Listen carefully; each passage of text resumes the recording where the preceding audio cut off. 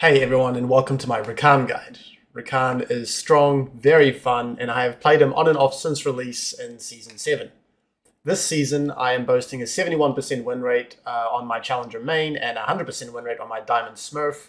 I've been spamming him, and he has helped me to get rank 3 on the OS server as of this video. I've also played him in professional play, so I hope that I will be able to help you in some aspect in how to play RAKAN. I'm going to make this video more concise than my usual guides, and primarily explain RAKAN's specifics rather than general support gameplay. So, without further ado, let's get into this. I have a lot of thoughts for RAKAN's identity. He's the most independent engager. He is also very unique. He's forgiving, he is mobile, and he's very hard to lock down and kill. In my opinion, he is the strongest scaling engager, and he is the strongest engager ever since his significant buffs in 12.11. He is also a very strong counter engager, and he struggles to be the primary engager without his flash. Lastly, he is one of the weakest early laners in the game. For RAKAN's place in drafts, since RAKAN struggles to be the primary engage tool due to the low range of his W, and due to him also being weak in lane, RAKAN should be picked to round out comps. He thrives the most when he has a frontline engaging ally and he can be the secondary engage. Champs like Xin, Jarvan, Irelia, Wukong on his team, or just generally verse a lot of engage where he can counter-engage effectively. Any mobile frontline champs can work, Echo, Kha'Zix, anything to give him an E to extend his engage range. Champs to avoid with RAKAN are immobile frontliners, such as Trundle, GP, Nasus, etc. RAKAN especially excels versus assassins for two reasons. He is very hard to kill due to his mobility, and that's what assassins really need to do. And he is also able to easily CC them if they are engaging or posturing aggressively with his mobility. Champs like Talon, Zed, Akali, etc. come to mind for this. Apart from these RAKAN draft specifics, as an engager, he is welcome in a draft when your team lacks engage, which is always plentiful in solo queue. I'm not going to list all possible champs with no engage, just be on the lookout for this. In these drafts, keep in mind that if you are the sole engage, reliably engaging without flash will be difficult, although counter-engaging to keep your carries alive will be the most common way to impact those types of games. For RAKAN's runes, you have two primary options, the Resolve tree with Guardian, or the Inspiration tree with Glacial Augment. Let's start with the Resolve tree. So the reason that you would go the Guardian tree is to help you survive and not get one-shot, because if RAKAN doesn't get one-shot, he can be exceptionally annoying and slippery. And so the Resolve tree can really help out a lot in this. The Guardian, the Shield Bash when his passive is up, the Shield Bash provides it with tankiness, Bone Plating obviously to avoid getting one shot, and then Unflinching if the team has some CC. Of course you can consider Revitalize if the enemy team does not have much CC. Backing up Guardian with Domination. Here, the main reason to go Domination is for that Ulti Hunter. The more stacks you can get on Ulti Hunter, the more you can have your ult, and when RAKAN does have his ult, he can make a lot of plays.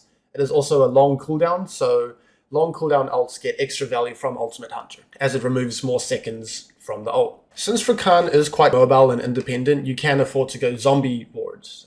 The other option here is to potentially go Ghost Porro, but Zombie Ward is really broken if you can proc it yourself and you don't need your allies around you.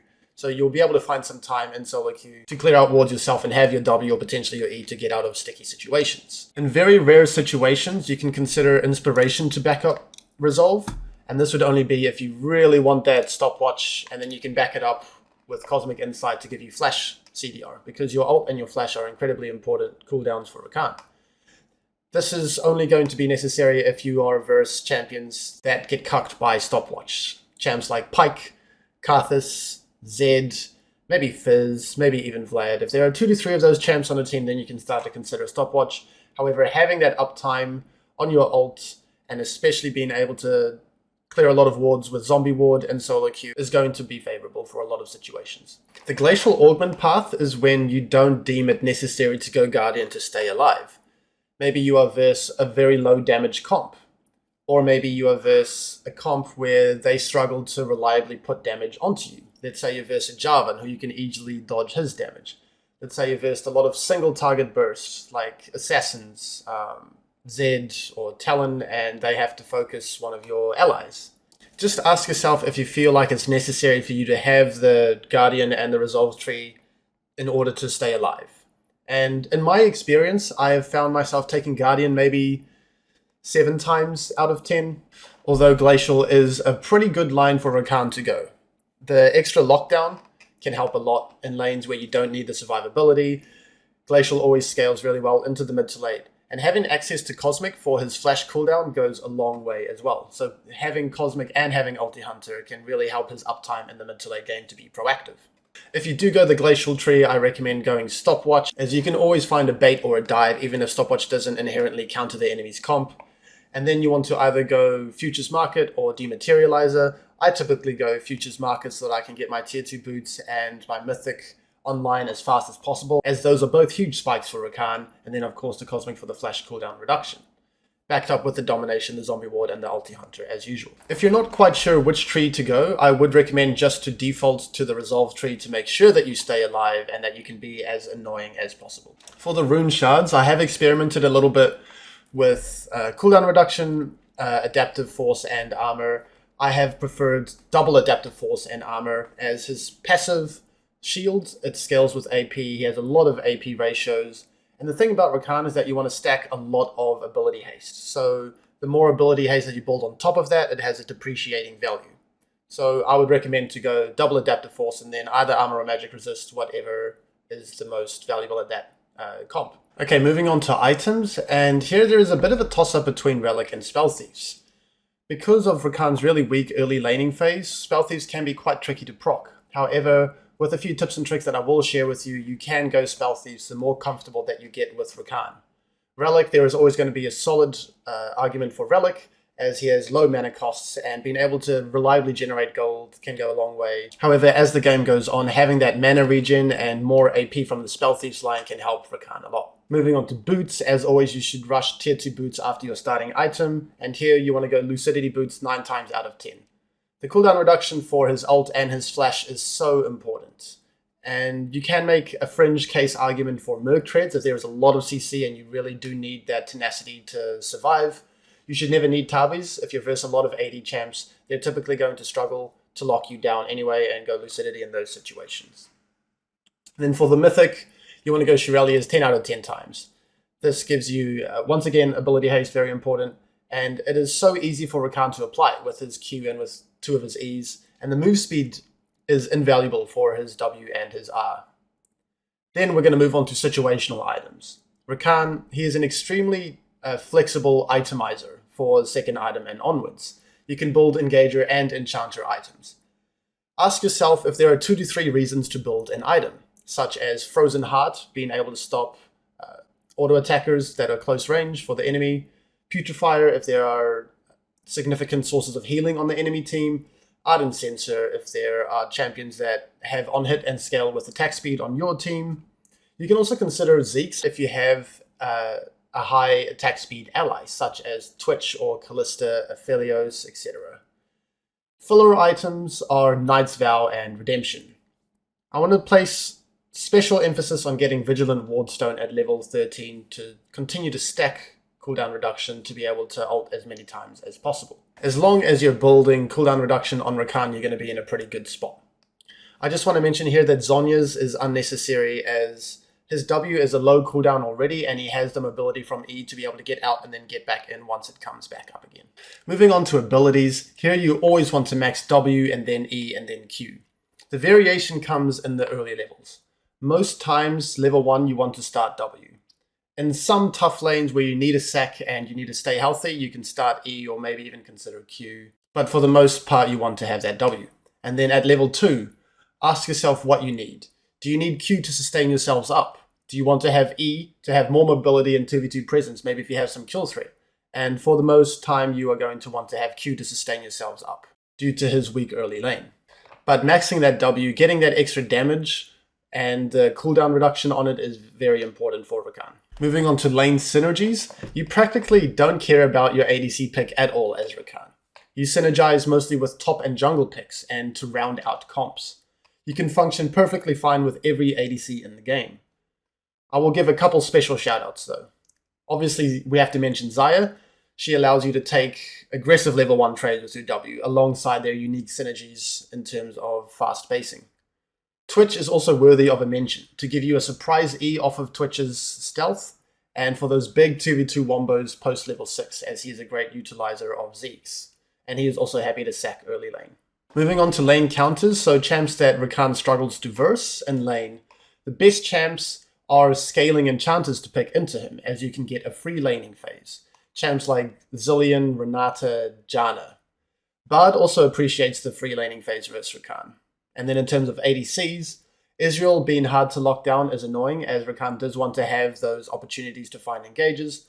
Alongside Jhin, with his long range and his Swifties and his Gale Force can be really annoying. Rakan is not a very combo-centric champion. You mostly want to get the feel of how all of his abilities interact and play out.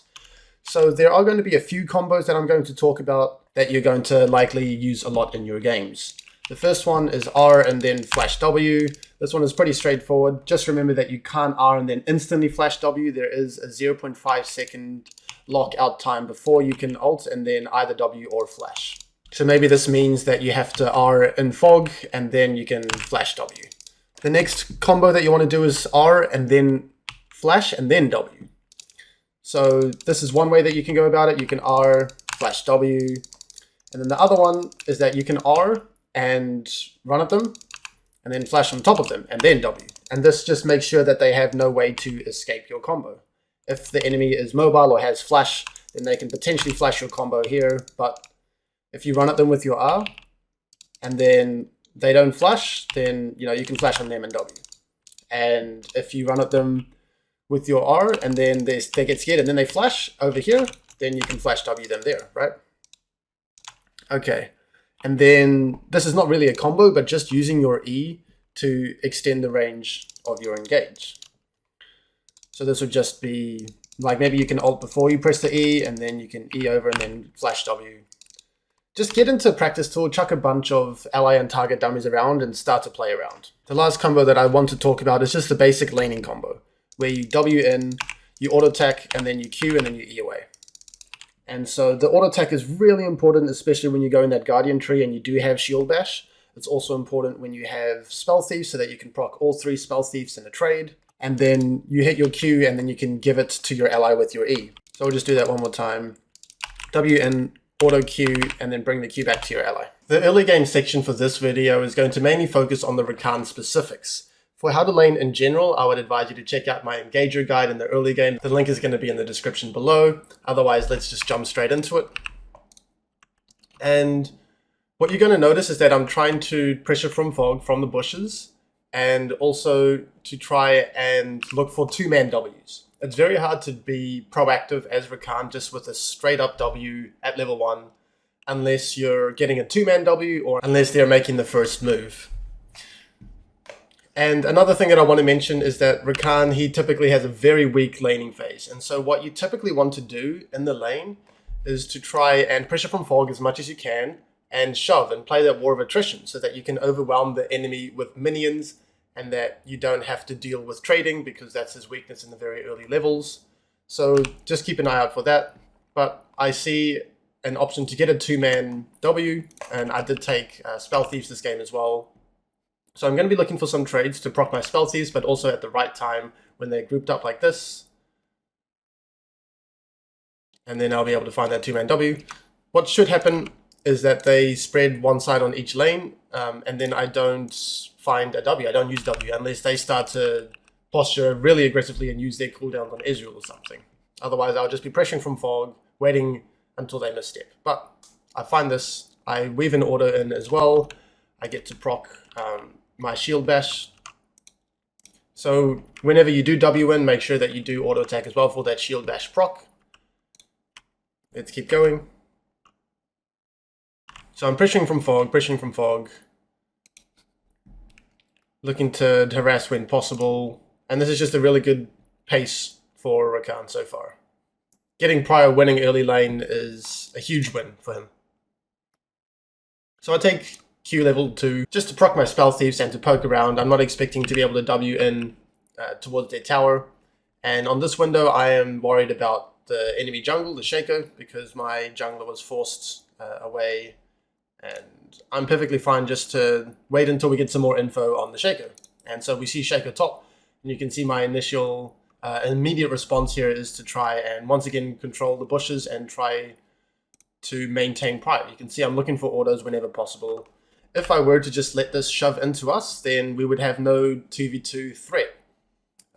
The reason that engagers normally want to hold waves on this side of the lane is so that you can have threat to engage, but Rakan has almost no threat in the early lane, so I'd much rather just try to overwhelm them with minions instead.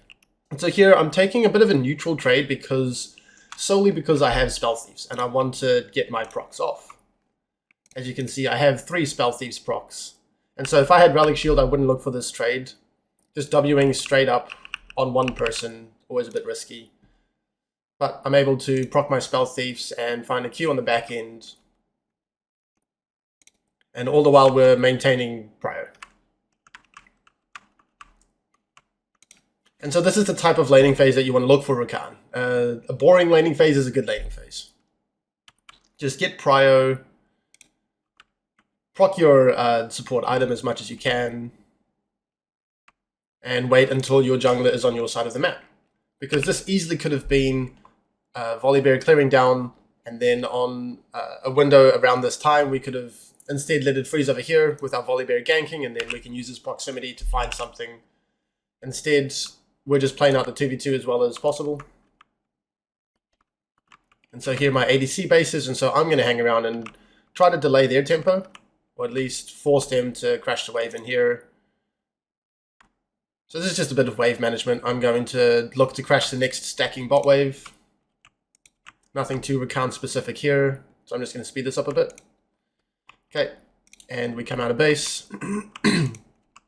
Notice my mid laner is struggling a lot as well, so I'm just going to catch some XP here.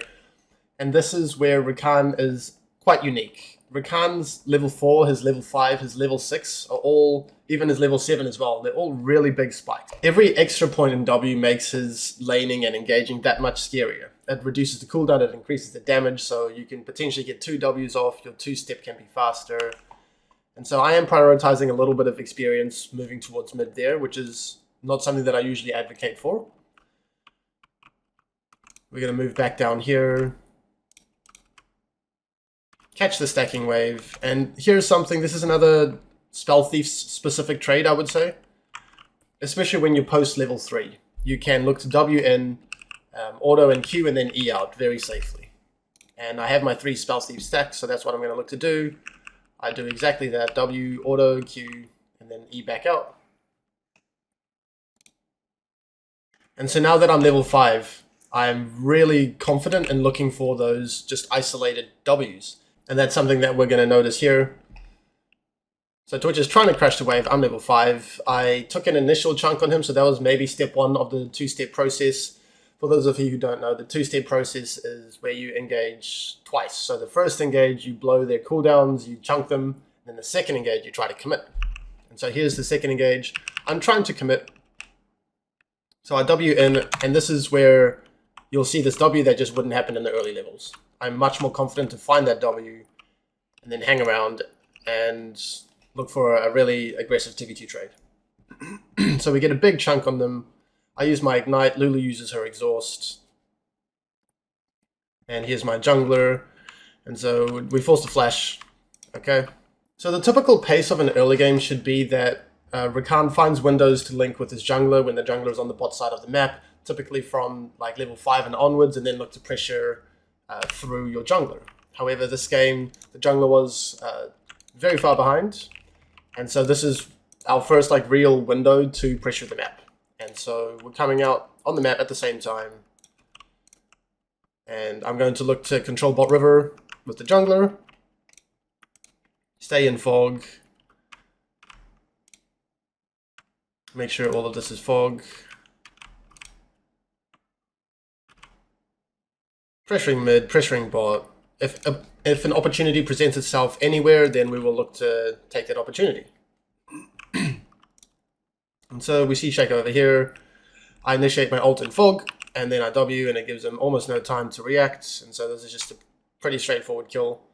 Hopefully we're going to see more of these examples in the other games. For this game, I just wanted to show how the 2v2 evolves. In the early lane, you don't want to use your W very aggressively unless you get a 2-man. And then levels 4, 5 and onwards, then you can start to really be more aggressive looking for Ws to set up a 2-step.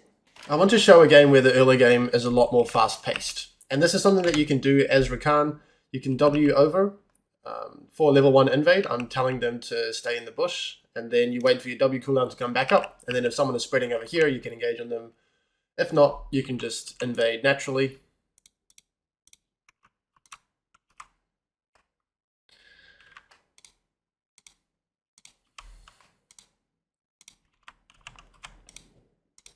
And so I'm hanging around. I know that Xin has no flash. I'm going to flash W, get both of them. Alright, we're going to head to lane.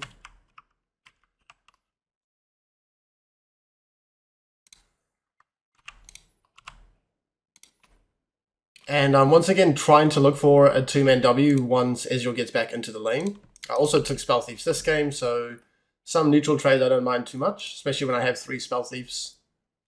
Posturing aggressively here. I try to find a 2-man. It's really poorly positioned, so this is just an average trade for me, and I'm going to exit. My Twitch oversteps way too much here. And now I'm just going to try to get level 2. And then hopefully we can find an all-in. Due to the earlier heavy trading that chunked out MF, we have some kill threat at level 2, especially because it's an MF support. You know, they have no Guardian, no shields, no anything. So I decided to take E in this situation, to try and E forwards on the Twitch and find a kill onto the MF. And she flashes the W. My Twitch has Ghost, so his 2v2 power is a little bit stunted, but we do manage to find the kill there. So we're just going to shove this wave and then look to base. We're going to come back to lane.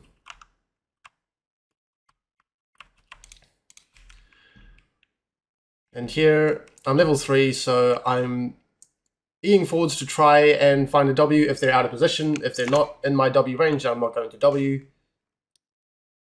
And once you do have all of your abilities unlocked, then you can get a lot more, you know, frisky with your engage windows.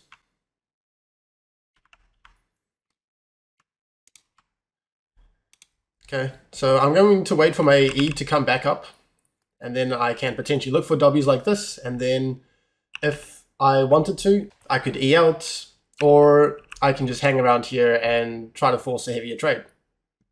Either way is fine for me. This Twitch is trying to look for the kill, he gets the kill, Ezreal jumps on him as well, so the ADC is playing very aggressive. I'm perfectly fine with that. Okay, hanging around in the lane, trying to dissuade the crash, if I can. So you can see I'm posturing up here. I don't want him to crash his wave into the tower and then get a good reset.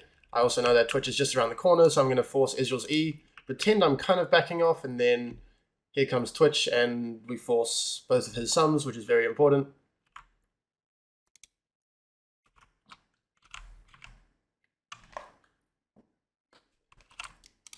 And then I notice my Twitch is shoving the wave, and so he's not freezing, so I have to help ensure that the next wave crashes. That's what I'm going to do.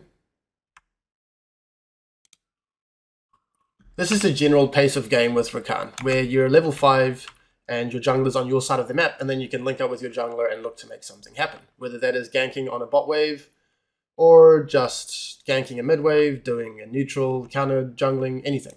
So I am in fog on this window where my jungler's bot, making sure that bot river is in fog. Very important for engagers and Rakan. Bit of a fight going on down here, so we're going to make sure this wave crashes. And then once again I'm back to playing the Fog Warrior. You can see they have absolutely no vision of bot river, so it's very hard for their jungler and their mid to make any decisions.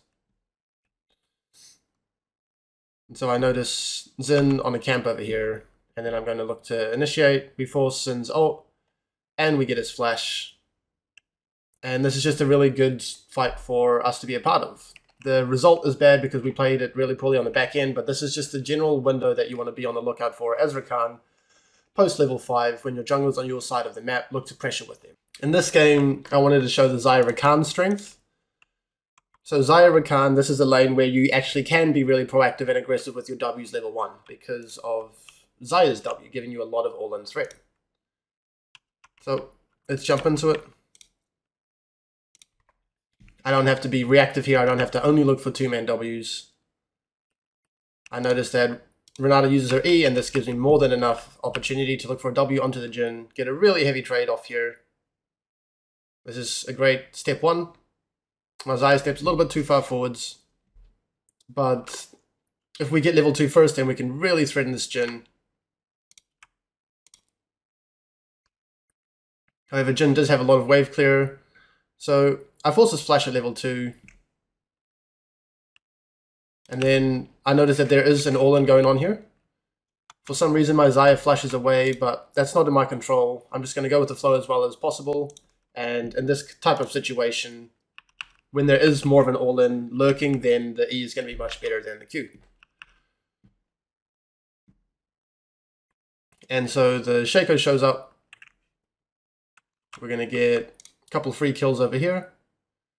And then notice that we're going to make sure that this wave crashes. So we're going to use our jungler's proximity to ensure a good wave state before he leaves and we base. So we shove this wave. I noticed that there's some activity going on topside here, so I'm going to run and try to influence this. If this wasn't going on, I'd be more than happy to just move over here and maybe drop a pink in this bush, maybe prevent the following wave over here from crashing. But I am more than willing to adapt to whatever's going on here because Echo is very far up. And so I E off of my teammates and find that W. And Rakan, this is the good thing about taking E at level 2 as well. I have this mobility to impact this fight as much as possible. And so the Echo dies, the Darius dies. And I'm going to run all the way back bot here. And so I know that Jin has no sums. I know that we have a lot of, all in 2v2 threat. And the Jin hasn't found a base. He doesn't have any items just yet.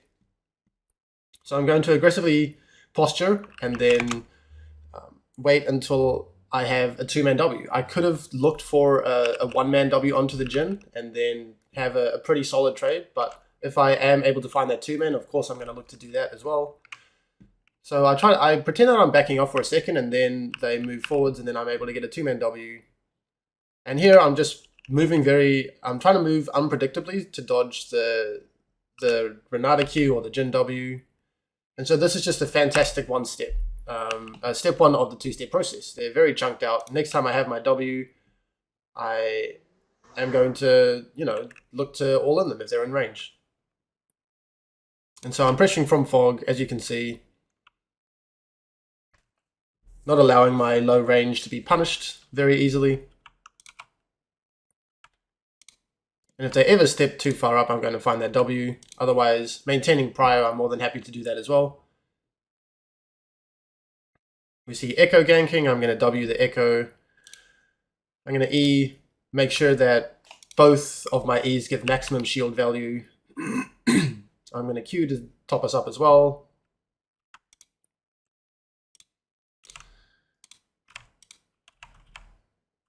Okay, so we dissuaded the gank, and now our Shaco's over here, and I know that Jin has no flash. So once again, I'm really trying to find these two-man Ws, and I'm cognizant of who has and doesn't have flash. A common theme that you'll see throughout this video. So I flash W. We kill the Jin. Not quite able to kill anyone on the back end over there. And then we're once again using our jungler's proximity to ensure that the wave is in a good state before we base. So we're going to shove this wave, find that reset. Pathing out of base, I'm going to path between mid and bot as usual. And here I'm going to catch some XP. And once again, I really want that level 6 to have so much more kill threat. And I know that bot wave state is perfectly fine right now. And so I still know that Jin has no flash. So I'm ensuring that I am in fog around this area. And then if he steps up too far, I'm going to look for a W. And he tries to W some minions, so I'm going to use this as a window to get a big trade off onto him here. Use my E to be annoying and to shield my ADC. And so that's a step 1 for Jin. And if Jin is ever going to be within my W range again, I'm going to look to W him. and he's not quite in W range. The Renata is playing quite aggressively. And I don't necessarily want to use all of my cooldowns on the Renata if that gives space for Jhin to lane again and to shove a wave or something. So I'm just trying to be patient here, looking for an opportunity to kill the Jhin. He's playing very respectfully as he has to. I'm ensuring that this is fogged.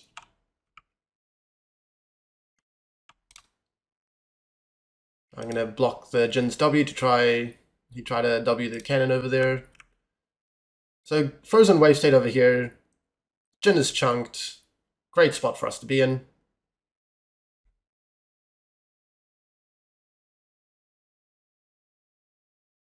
And so now they feel a little bit more confident with this big wave to try and crash it, or maybe Renata just gets impatient, but I decide that this is a decent window to do step one of a two-step onto the Renata. So we get a big chunk on the Renata here, and now both of them are chunked in within kill range.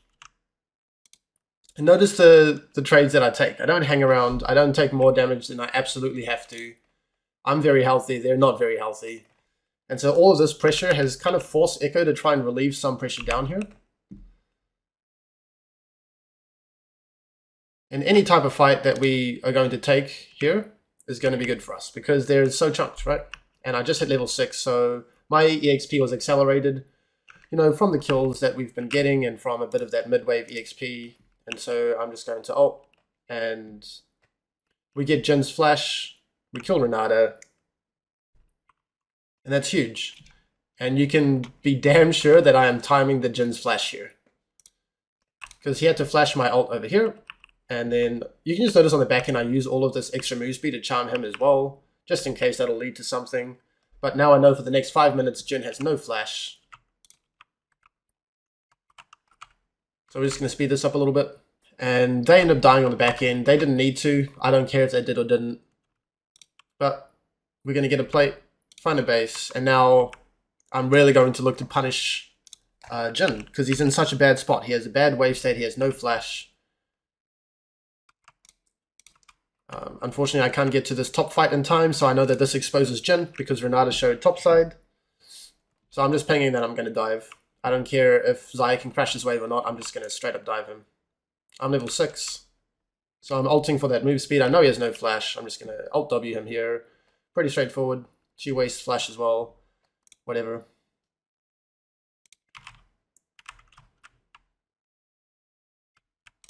Pressuring bot river, staying in fog.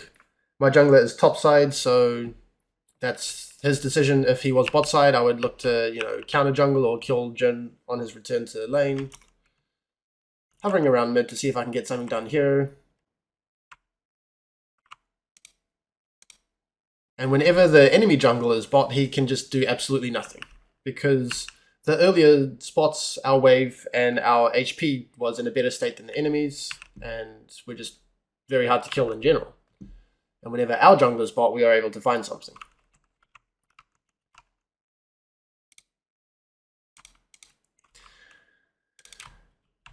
Okay, I still know that Jhin has no flash, and that we have complete control of bot river, as you can see. So I have my flash. I know that he doesn't have his, so I'm just going to flash combo him once again, be just really decisive and punishing that flash cooldown. And so I just wanted to give an example of a game that can look very clean from, you know, minute 1 towards the mid to late game. All right, in this game we are RAKAN versus Synergies. Let's get into it. In this lane, I actually am going to take Q first because I really do not want to W into a Synergies. I'm just going to get absolutely annihilated. So, and also when you are versing a melee unit that is going to be CSing, whether it's going to be a Tam or a Yasuo here or there, you are able to find those orders and Qs a lot more than usual. So I'm finding those Qs, staying healthy, keeping us topped up. And this is just going to be a very smooth trajectory of the early game. As you can see, our jungler is parting down, so I'm going to make sure that we're healthy and in a decent state, so that when our jungler actually is bot, we can do something with the proximity, whether it's gank, shove, base, all of those things. If I were to take W and look for heavy trades here, and then we're very low, and then Diana's here, and we get counter ganked, we all die, or they can just 2v3 us because we're so low. That is no good. So it's very important to be disciplined in the early lane as Rakan. I even take E level 2 because I'm not confident in being able to W in without being able to E out versus a lane like Center Town. Just being patient, staying healthy, queuing whenever possible. And here, this is our window where our jungler is bot. And so this can play out one of two ways.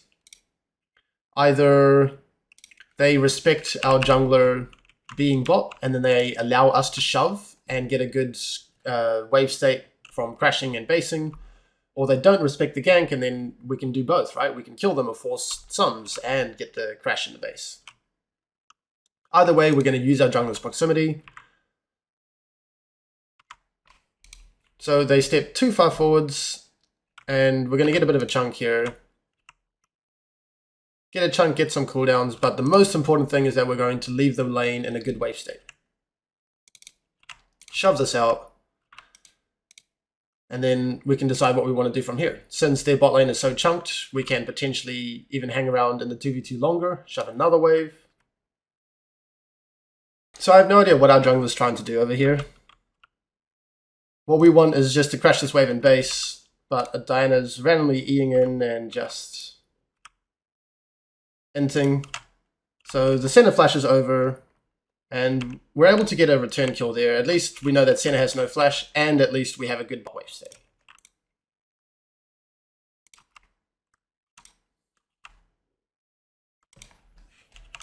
Okay, so I'm just going to try to maintain the freeze as much as possible.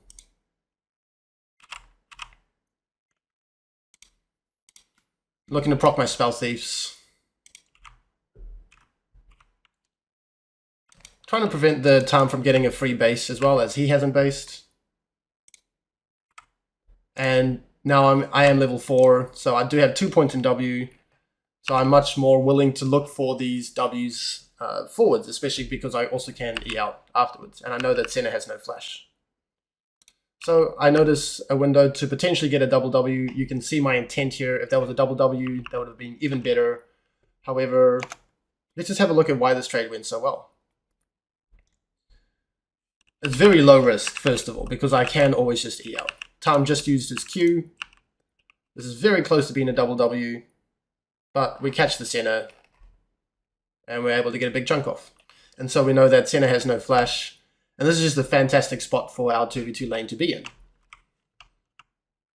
I'm deciding to find a base here while Ash can try to hold the freeze if she wants.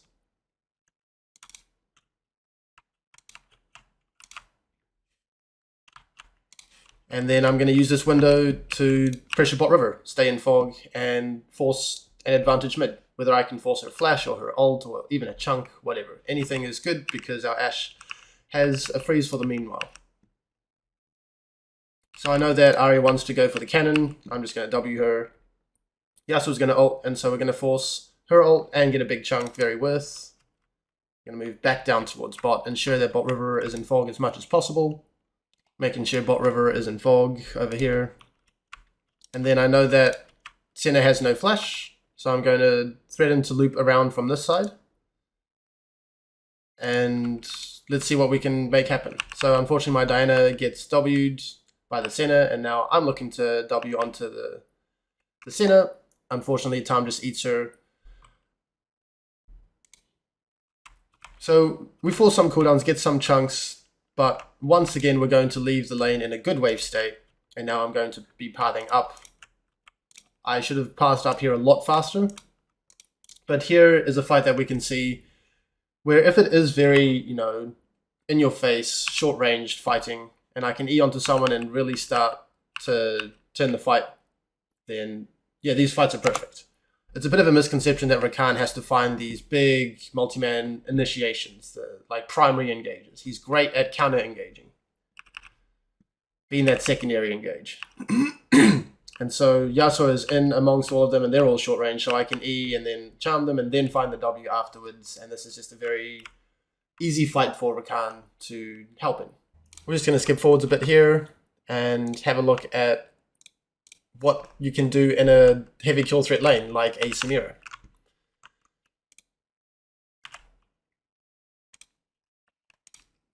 So they overstep, I find a W, I find an ult, and then we're just able to, yeah, just kill them straight up. A lot of kill threat, especially post 6 with RAKAN, with champ like Samir. So in the mid to late game, of course, we want to do the general mid to late game fundamentals in terms of playing through mid first, the 1 mid 2 quadrant rule, and pressuring with your jungler. I want to focus more on specific RAKAN things, which is going to be team fights and execution. I do recommend for you to check out my mid to late game guide. The description is going to be down below just for a general overview of how to play out the mid to late game. As RAKAN, as an engager, he wants to excel in team fights and skirmishes and playing around neutrals and finding these engage windows. And he's one of the best and one of the engagers with the most agency and independence to find these plays. So we're just going to have a look at a bunch of examples on team fights and see what you can do as RAKAN. The first example here, I just want to point out how proactive you can be as RAKAN and to not necessarily only look for these big 4-5 man massive ults, which is going to be tricky, as you will see as this mid to late game guide goes on. But let's just see what I mean here. So in this comp, I have a very proactive, engaging, short range teammate, so that's really good for me to be able to find these ults. Here's an example I want to show about using your ult to get as much move speed and chasing down the enemy as possible. So here I'm just running straight at the Seraphine, and finally I get in range to ult her. And I would be perfectly okay with just forcing the Seraphine to flash here. Because I have quite a few ulti hunter stacks already, I am happy to look to potentially see what I can get on the back end here. Another example of using your mobility is I have my Shurelias. I use the speed for Fizz, I'm jumping over, I'm using my E for the speed again, I'm using my ult for the speed to catch both of them, and this is just an example of how you can use RAKAN's mobility to really start a fight. And you really want to be proactive and look for these opportunities. RAKAN is very mobile, so don't be afraid to use your items, your abilities to create a skirmish, a quick skirmish with a number advantage that you can dictate. The next point I want to mention with RAKAN is that you typically want to try to get as many enemies as possible with your ult. And sometimes it's not going to be possible. Sometimes you are going to be able to go for more than one person. You just have to figure out, which situation is which. You don't want to be that RAKAN player that tries to greed for charming many people and then you just kind of charm neither of them, or you aren't able to lock down and kill either one of them. So this is going to take a lot of experimentation and experience on your hand. I just want to give some examples of what that can look like. So here my Fizz is engaging, we one-shot the center, and I'm looking to potentially clean up on the back end here. I find a charm on the Seraphine, and then I determined that, I can look for more. I don't have to invest my W onto the Seraphine. Because if I invest my W onto the Seraphine, that's going to be the end of that. I can't find any more. So using my ults, and then looking for an opportunity to find some more kills. I just want to show how important it is to use RAKAN's mobility. He is the most mobile engager by far, and you really want to be decisive. And when those opportunities present themselves, you take them confidently. So in this situation, there's a bit of activity towards the top side of the river. And I know that we have first move here. I have been playing through mid first. And I know that if we fight here really fast, then their Killiston Thresh cannot get here in time. So there are two ways that this can kind of play out. Like, you can hesitate and be like, oh, I'm not really confident in taking a fight here. What if the Killiston Thresh move up here and then, maybe we're going to lose? Or you recognize that you are very mobile. You can take a fast fight here before they get there, and you're being very decisive about it. And so then the fight is over before it really begins, before the enemy bot lane can move here in time to do anything about it. So the thing about RAKAN is that he really struggles to be the primary engage source if he doesn't have his flash. So he typically needs to either have flash or maybe to find a creative flank, or for his allies to give him an E forwards, then that he can use his W to extend the range of the engage. Most of the times he's not going to be able to be that primary engage and get a big team fight initiation off. However, I just wanted to show an example of where that does happen. And this is a clip that we have seen in my Engager Guide video, if you saw that at all. But I just wanted to show you guys again what the primary engage tool with Flash can look like. Okay, so let's just have a quick look at this again. The Wukong is getting a little bit too forwards here. I'm not going to initially invest my ult because I just want to use my W and wait for the cooldown to come back up again, and then look to really commit to an engage. And this is something that is pretty unique about Rakan as an engager. His W is a very low cooldown, especially when you are level 9 plus and have stacked up ability haste. So I'm happy to invest an initial W just to start the fight off, get a chunk, and then force them to retreat. Kha'Zix jumps forwards. I do get an E off here, and now I'm just trying to get in range to flash W. And if I didn't have flash, this would be a really tricky fight to just initiate, right? But we are able to find that initiation, and although a fight like this might look clean, this is not how the typical Rakan initiation is going to look like. Most Rakan games, you're going to be counter-engaging when the enemy gets up close and personal with your team, and then you can counter-engage, or you're secondary engaging where someone else is doing the initial engage, and then you're jumping off of them and cleaning up the fight with that. So due to Rakan building Shurelias and being able to proc it reliably with his E, and also having very low cooldowns in general, Rakan is quite unique as an engager, where he can provide a lot on the back end of the fight without heavily committing to it when he is on really low HP. So the next clip I want to show you here is just to emphasize how important it is to hang around in the fight for as long as possible. And we can also have a quick look at an example of a bad engage. So here, this is the Rakan player that you don't want to be, okay? This is where you are trying to greed and get as many people with your ult as possible to try and, make that hero play. Sometimes you just have to kill one person and call it a day. So sometimes you have to just RW this one person and then call the play off. And if you're trying to overcommit too much, then you can look like a fool like I did here. However, I do want to show how important it is just to hang around. So I could easily be basing here. What I am doing is I'm staying in fog. They don't know I'm here. I know that my teammates are still here. I can still impact this play. There's no point in me going back. So I'm staying in fog, trying to find the right moment to lend my hand, if necessary. And so the fight is extending over on this side, so I'm going to eventually move down here, regroup over here, and look to use my E to give him a shield and to speed him up, and to potentially clean up some kills on the backside. And that's exactly what we end up doing. Getting a kill, getting a few more cooldowns, peeling as well as possible, and yeah, using my low cooldowns and Shurelias to help out. Okay, so the next fight here is going to be the typical Rakan fight around an objective, where you don't find a massive wombo initiation. You force the enemy to come into you, and then once they have used tools to commit forwards, and then the enemy team is forced to kind of, back up the initial engage, then you can counter-engage. You can use your E and your R, find as many people as you can, try to find that multi-man knockout. This is especially important because we are versus a very aggressive, confrontational enemy comp. So allowing them to make the initial first move and then using your abilities afterwards. So here, I'm making sure that they can't one-shot my Nivea, and then I'm trying to find as many people with my ult and W as possible, so I draw the Callista and the Eve together. So we can just watch that one more time. I don't want to just ult W onto the Callista here, I want to knock up both enemies with my W. Okay, one more time.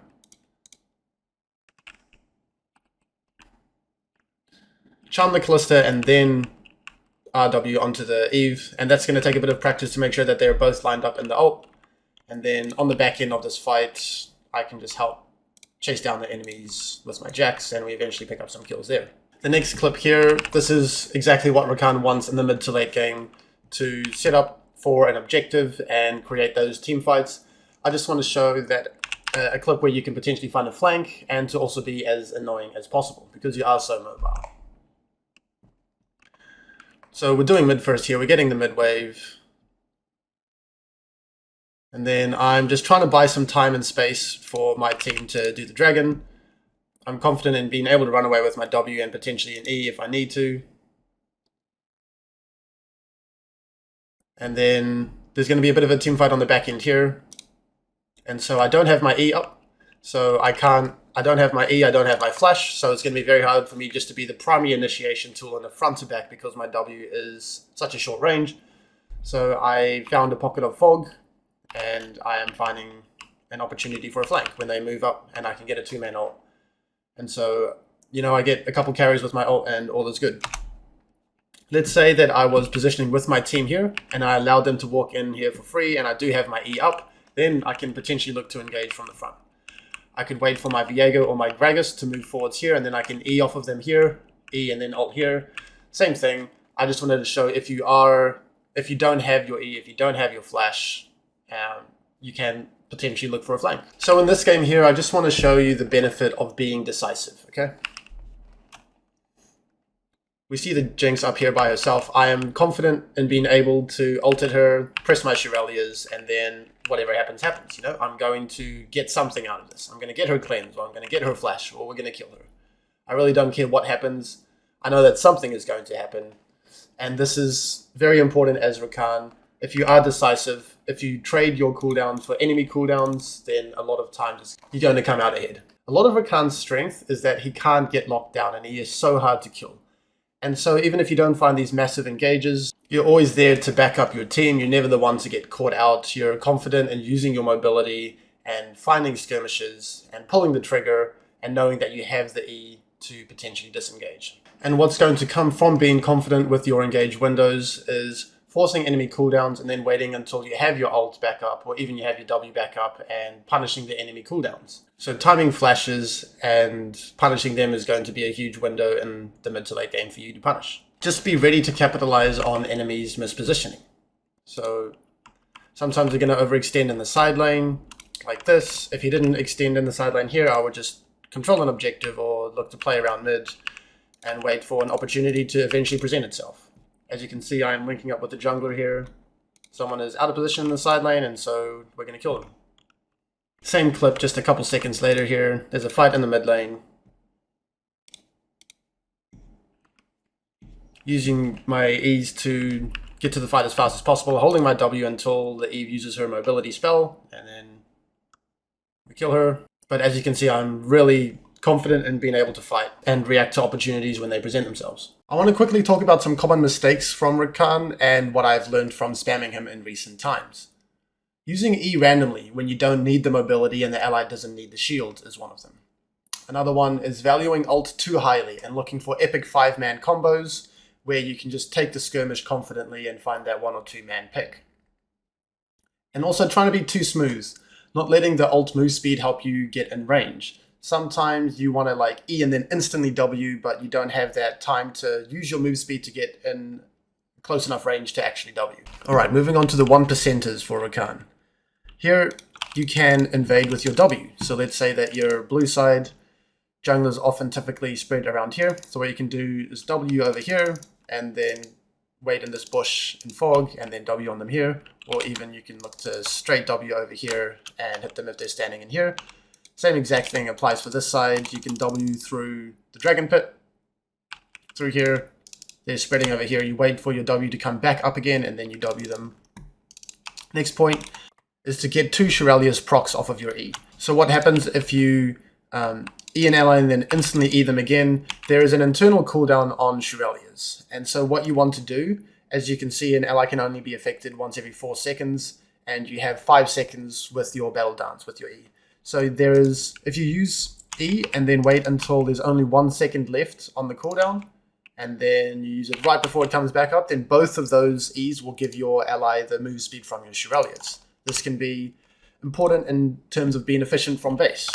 If you have your ally over here, you're coming out of base, you're both coming out of base, you E them, you run with them, and then you wait right until the end to E them again. When you have your passive shields, when you have Guardian, Bone Plating, when they're all up, you can look for a proactive trade, especially if you have Spell Thieves. This could be useful. Otherwise, even with Relic, it could be useful to potentially set up a 2-step. If they have Flash, R and then Flash on top of them to guarantee the CC chain, which we saw in the combos. Also, make sure to use the move speed of your ult to get in range versus immobile targets. Let's say you're running straight at them and you don't realize they're immobile, and then maybe you just like really want to flash on them before they escape, even though they don't have any escape. And in that situation, you can just use your ult, get this burst as move speed, run up towards them, and eventually W them. Next point is to wait for the enemy to use their mobility before you commit your W.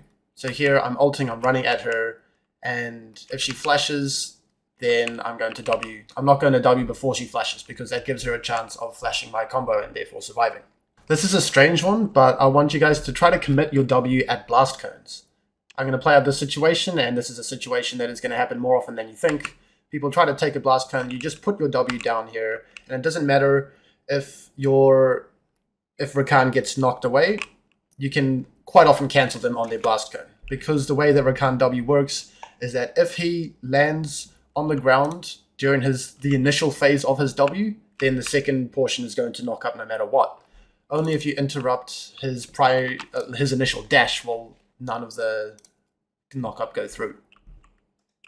So I'm making sure to get my W down on the ground before the blast cone is hit, and then a lot of times they will just get cancelled. When you're really struggling in a 2v2 lane and you want to try to find an angle to use your Q but you can't, what you can do is W forwards and then find the Q off of your W. So W forwards and then find that Q. And this will be hard to find a Q naturally if they're just shoving you in and always have minions between yourselves and them. This is especially easy level 3+ when you can W in, Q, and then E out. But even at level 2, you can be open to this possibility. Thanks for watching, everyone. If you enjoy playing engages and have felt hard done by since the durability patches, Rakan is a great option for you. He is so unique, so you need to put in the time, you need to try and fail a lot on him, and eventually you'll be able to use him to his full potential. Please consider liking and subscribing, but only if you enjoyed the content. If you are interested in coaching, you can join the honor roll through my Patreon. The link is going to be down below.